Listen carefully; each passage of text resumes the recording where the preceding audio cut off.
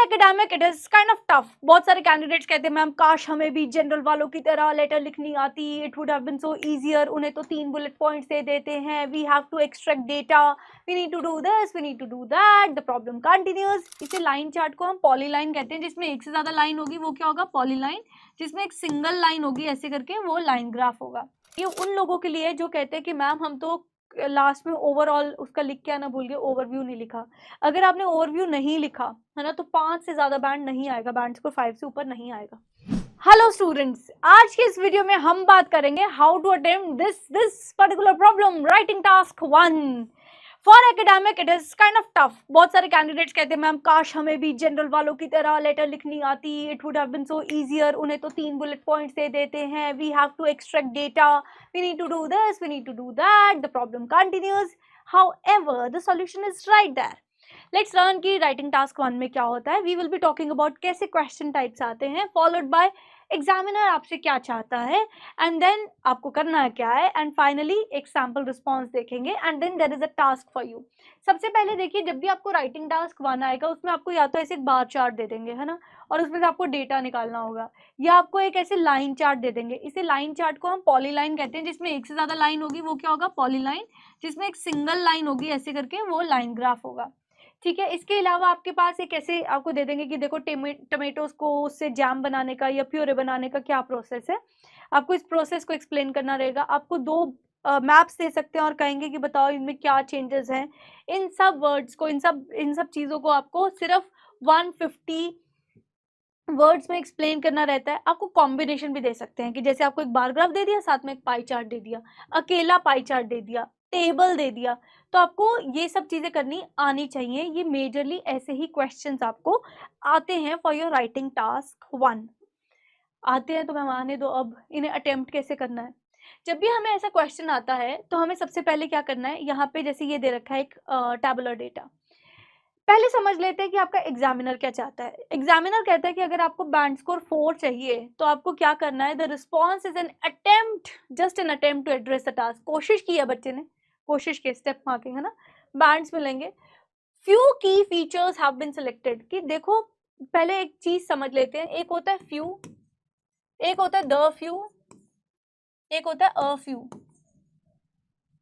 Few होता है बिल्कुल tending to zero, almost zero, बहुत ही कुछ, बहुत ही कम, एक आधा फीचर ही बच्चा सेलेक्ट कर पाया।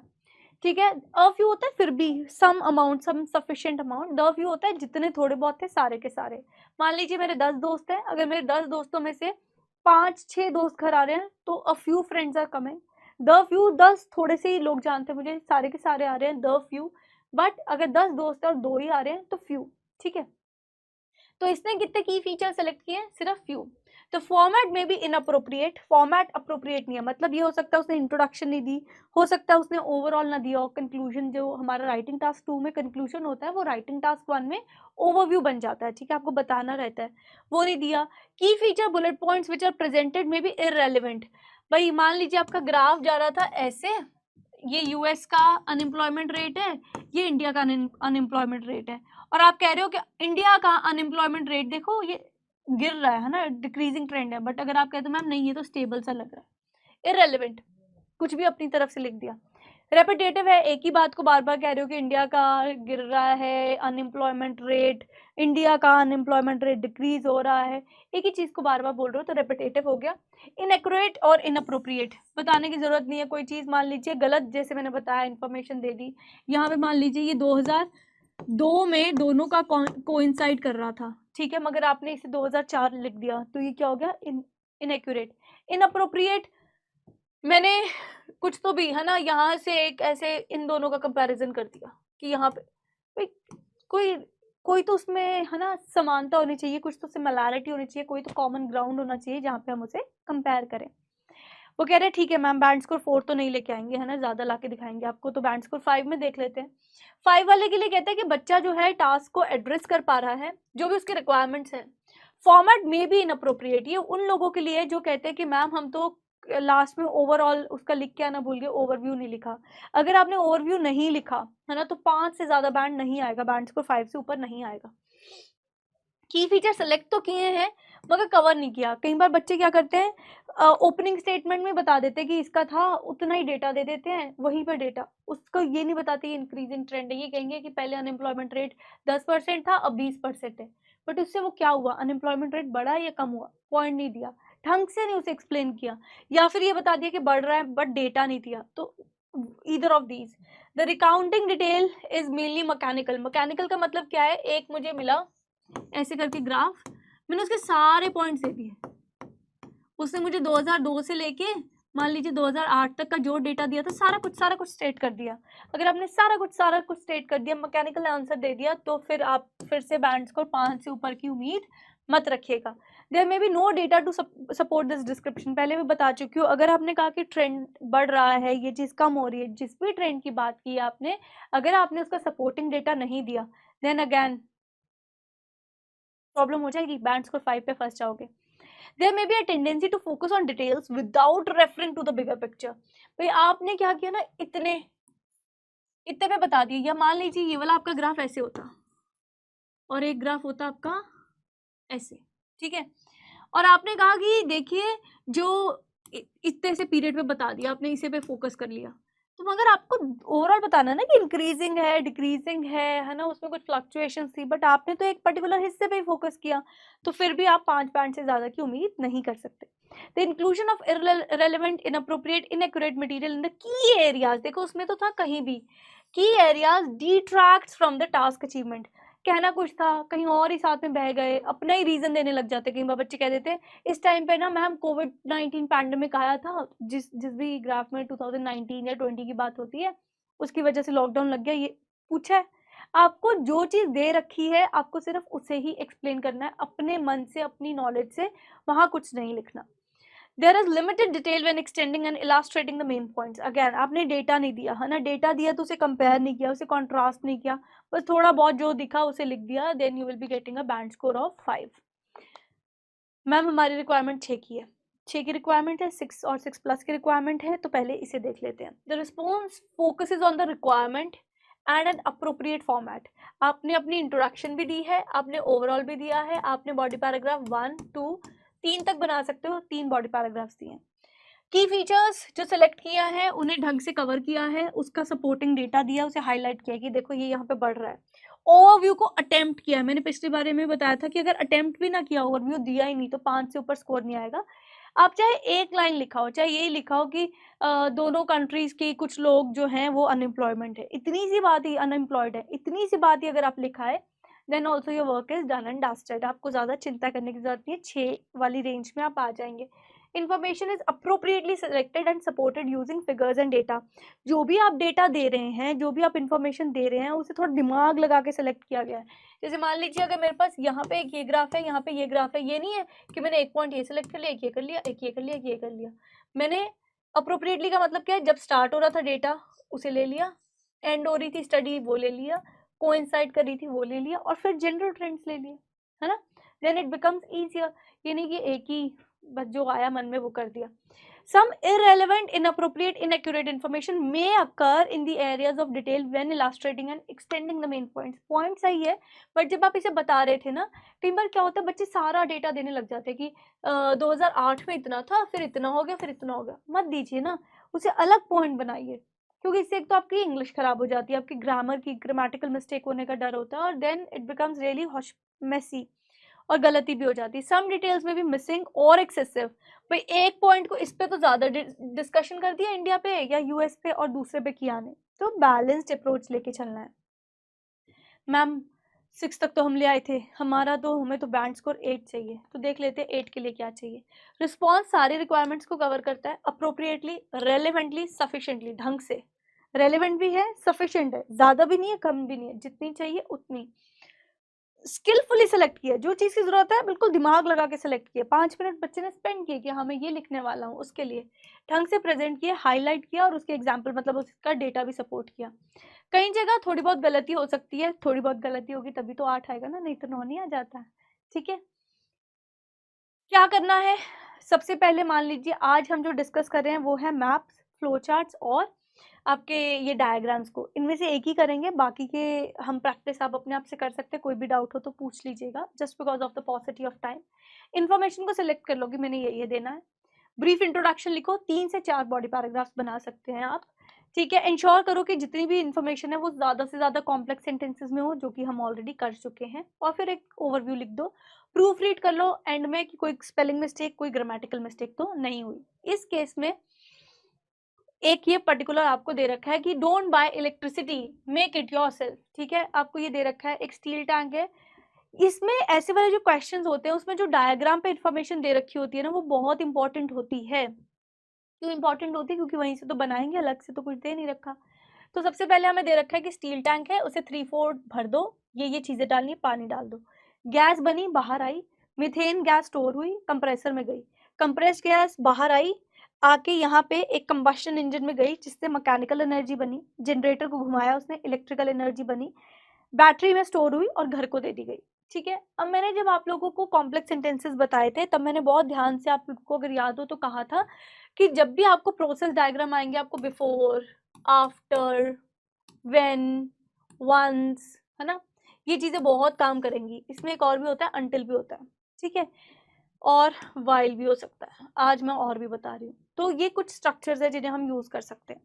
अब यहाँ से आपको शुरू करना है, तो आपको अपने दिमाग में प्रोसेस बनाना होगा। तो अभी अगर आप इसे लिखना चाहते हैं, जस्ट टेक 5 मिनट्स ब्रेक। कोशिश कीजिए 5 मिनट्स में एक रफ आइडिया बना लीजिए कि मैंने ये तो बनाना है, इस सेंटेंस को मैं मतलब इस कॉम्प्लेक्स स्ट्रक्चर में बनाऊंगा या बनाऊंगी, और फाइनल तक ऐसे पहुंचूंगी।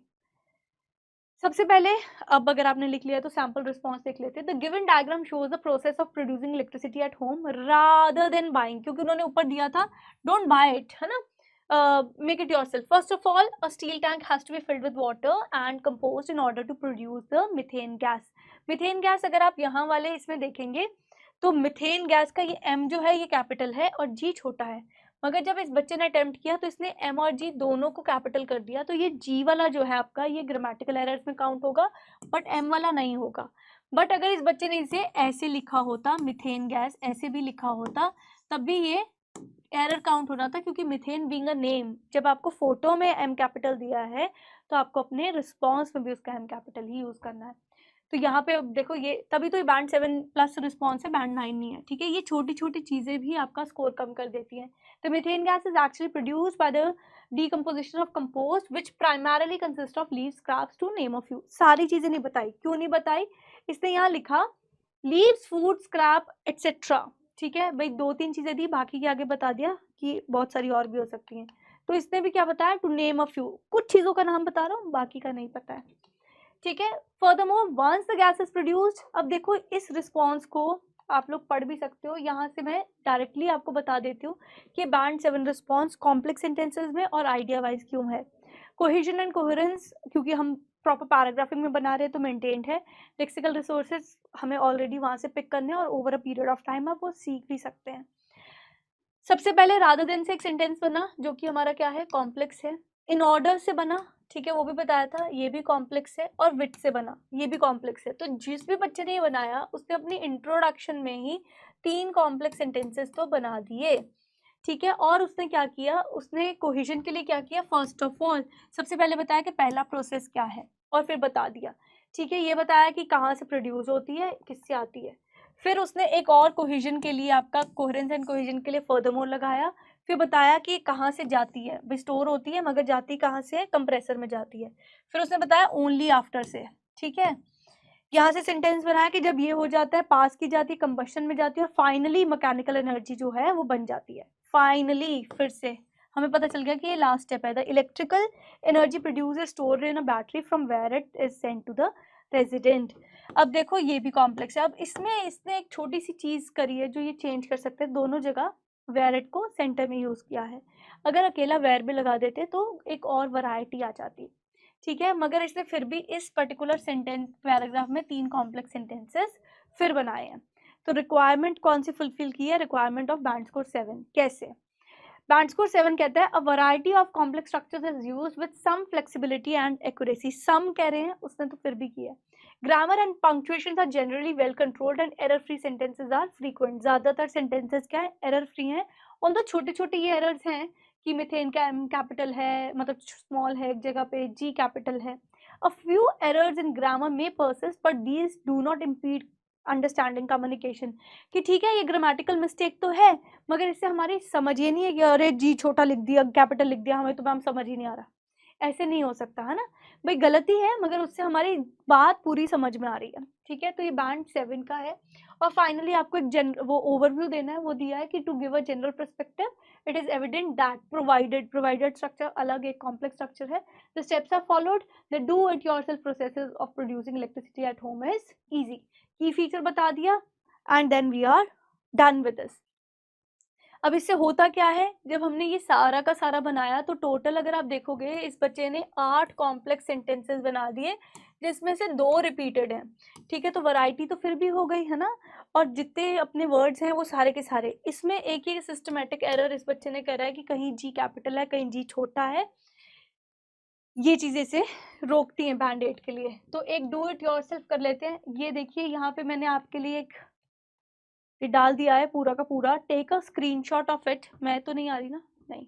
Take a screenshot of it and what you can do is, आप इस पर्टिकुलर टास्क को कैसे बैंड स्कोर 8+ करते हैं वो देखते हैं. कैसे किया जा सकता है, ये रेपिटेशन है, इसे हटा के, ये एरर को हटा के, ये विच वाला 2 जगह यूज किया गया है, इसे हटा के, और वैरायटी लाके थोड़ी सी लैंग्वेज को और फैंसी करके. तो अगर आप कर सकते हैं सो इट इज देयर. तो रिक्वायरमेंट क्या है बैंड स्कोर 9 की, ये आपको चेक करना है. कह रहे a wide range of structures with in the scope of task is use with full flexibility and control. कैसे लाते हैं वाइड रेंज और ज़्यादा स्ट्रक्चर्स. इनमें से कुछ सेंटेंसेस को एक सेंटेंस टाइप होता है कॉम्प्लेक्स कंपाउंड, वो कर सकते हैं. एक दो को सिंपल रखिए, ज़रूरी नहीं है सारे कॉम्प्लेक्स होने चाहिए. बैंड 9 वाला कह रहा है कि कम हो जाओ, 7 वाला कह रहा है सारे रखो. ठीक है. Punctuation and grammar are use appropriately throughout. तो जो वो जी कैपिटल वाली जो गलती थी वो क्या है, पंक्चुएशन मार्क्स की गलती आती कैपिटल लेटर्स की, उसे ठीक करके. Minor errors are extremely rare and have minimal impact of communication. इसमें भी ज़्यादा तो नहीं थे बट जो है वो भी नहीं होने चाहिए. लेट्स सी आप इसे किस तरह से इम्प्रूव करते हैं और किस तरह से उस पर्टिकुलर टास्क को एक बैंड 9 टास्क बना के दिखाते हैं. We will be waiting for your response. Till then take care, may God bless you all. Bye bye.